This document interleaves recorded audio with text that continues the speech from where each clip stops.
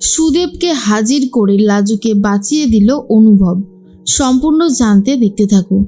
গল্পের শুরুতেই দেখা যায় অনুভব বারবার করে অনির্বাণকে একটা কথাই বলতে থাকে, আমি কোনোভাবেই সুদেবকে বিশ্বাস করি না। তুমি হয়তো বিশ্বাস করবে না, ওই সুদেব এতটাই ভীতু যে ওর বাবা মার ভয়ে বিয়ে করা বউকে ঘরে পর্যন্ত তোলেনি। কতগুলো দিন লাজু আমাদের বাড়িতে ছিল, বুঝতে পারছো? সেই কিনা চলন্ত ট্রেনের সামনে এইভাবে ঝাঁপ দেবে, আমার তো মনে হয় না। আমি এটা কিছুতেই বিশ্বাস করব না।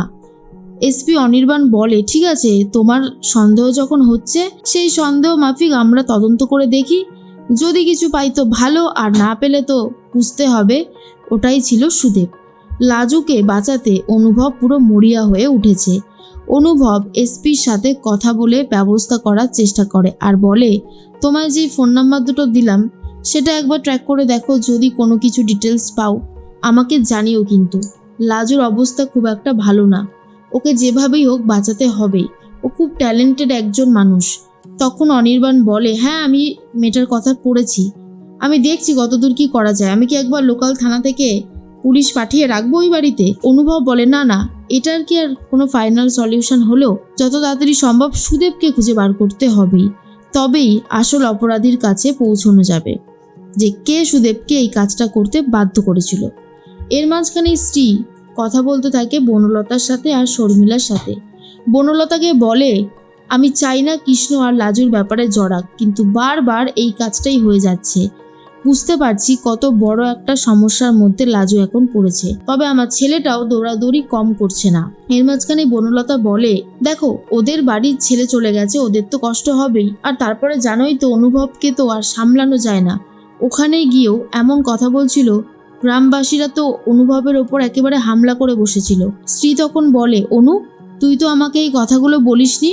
অনু তখন বলে, মা এই কথাগুলো বলে খামোখা তোমার টেনশনই বা বাড়াতে যাব কেন? আর তাছাড়া যা হয় ভালোর জন্যই হয়। দাদাভাই ঠিক আছে, এখন আর এসব ভেবে লাভ নেই। মাঝখান থেকে লাজুটার পড়াশোনায় ক্ষতি হয়ে যাচ্ছে। স্ত্রী তখন বলে, লাজু আর লাজু, এবার অন্তত লাজুকে নিয়ে ভাবনা চিন্তা করা বন্ধ কর, বুঝলি? তুই আর তোর দাদা যেটা করিস সেটা একদমই ঠিক করিস না। এর মাঝখানে লাজুর মনটা খুব খারাপ। লাজুর সাথে কথা বলে দীপা আর বলে, ছোট বৌদি, গ্রামবাসীগুলো যা শুরু করেছে মনে হচ্ছে যেন মার থেকে মাসির দরদ বেশি হয়ে গেছে। যা বলছে না তোমাকে খারাপ খারাপ কথা। লাজু বলে, আমার তো এটাই পাওনা ছিল গো দীপা দিদি, এখন আর এসব ভেবে কি বা হবে? আমার যা হারানোর তা তো আমি হারিয়েই বসেছি। দীপা বলে, আচ্ছা ছোট বৌদি, তুমি কেন এইভাবে ভাবছো বলো তো? ছোটদা যে এরকম কিছু করবে সেটা কি তুমি আগে থেকে জানতে? ছোটদা তো নিজের ইচ্ছাতে জেদের বশত এই কাজটা করেছে। ও পরে ভুলটা বুঝতে পারবে উপরে গিয়ে, আর কি বলবো বলো? এর মাঝখানেই অনুভব ভাবে, একবার যদি লাজুর সাথে কথা বলা যেত তাহলে খুব ভালো কিছু হতো। এর মাঝখানে অনুর সাথে কথা বলবে অনুভব আর বলে, শোন অনু, তোর সাথে আমার অনেক গুরুত্বপূর্ণ কথা আছে। আমি ফোন করলে লাজু হয়তো ফোন রিসিভ করবে না, কিন্তু ফোনটা তোকে করতে হবে। তুই ফোন করে লাজুর কাছ থেকে একটা ডিটেলস জানতে চাইবি। এইদিকে অনু বলে, জানিস তো ছোটদা, বারবার করে নতুন বৌদির ফোন আসছিল, মনে হয় ওই সুদেব ব্যাটাই ফোন করছিল। আমাদের সবার সামনে ফোনটা রিসিভ করেনি নতুন বৌদি। অনুভব বলে, বনলতাকে আমার চেনা হয়ে গেছে, ও কতটুকু কি করতে পারে সবটা আমি জানি।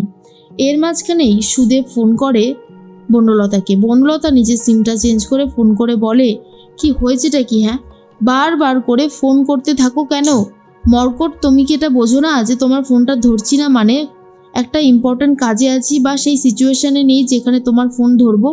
সুদেব বলে, আমি কি করে বুঝবো? আমি তো ভাবলাম ফোন হয়তো যাচ্ছিলই না, তাই বারবার করে ফোন করছিলাম। শোনো টিচার দিদি, এইভাবে তো চলে না। লাজুকে শাস্তি পেতে দিতে গিয়ে আমি তো নিজেই শাস্তি পেয়ে যাচ্ছি। এইভাবে আর কতদিন চলবে? হোটেল মালিক বলে দিয়েছে, টাকাটা যদি না দিই তাহলে আমাকে আর ছাড়বে না এখান থেকে, পুলিশের কাছে নিয়ে যাবে, আর সেক্ষেত্রে আমি এমনিতেই ধরা পড়ে যাব। বনলতা বলে, টাকা পাঠাতে হবে তাই না? আচ্ছা তোমার কাছে ইউপিআই আছে? পরক্ষণেই বুঝতে পারে সুদেব তো এসব ব্যবহারই করে না, ফোনই তো নেই, তাহলে কি করে হবে? তাই জিজ্ঞেস করে, তোমার কি কোনো ব্যাংক অ্যাকাউন্ট আছে? সুদেব বলে, আছে। সদরে একটা ব্যাংকে অ্যাকাউন্ট আছে। এরপর বনলতা বলে, তুমি এক কাজ করবে, ওটার অ্যাকাউন্ট নাম্বার আমাকে বলবে আর আমি এখান থেকে টাকা পাঠিয়ে দেবো, বুঝতে পারলে? তখনই সুদেব বলে, হ্যাঁ বুঝতে পেরেছি, তাহলে যা করার তাড়াতাড়ি করো কিন্তু, কারণ আমার হাতে সময় খুব কম। এরপরেই বনলতা ভাবে আমাকে সুদেবের কাছে টাকাটা পাঠাতেই হবে।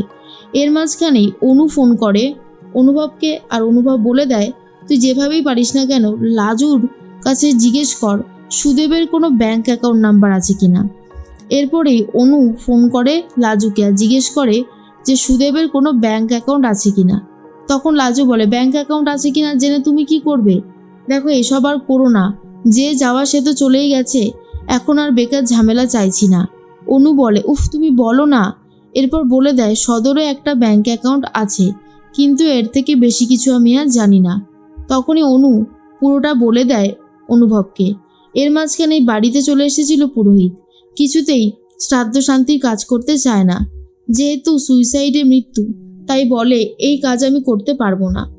কিন্তু হারান বিশ্বাস রীতিমতো পুরোহিতের পায়ে পড়তে থাকে আর বলে, তুমি আমাকে যেভাবেই পারো এখান থেকে উদ্ধার করো।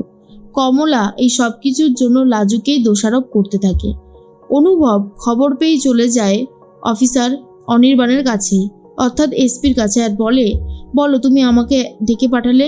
তখন অনির্বাণ বলে, বাপরে তুমি তো সেই লেভেলের স্পিডে চলে এসেছো। দেখো তোমাকে একটা খবর জানাবো বলেই তোমাকে ডেকেছি। তোমার সন্দেহটাই ঠিক।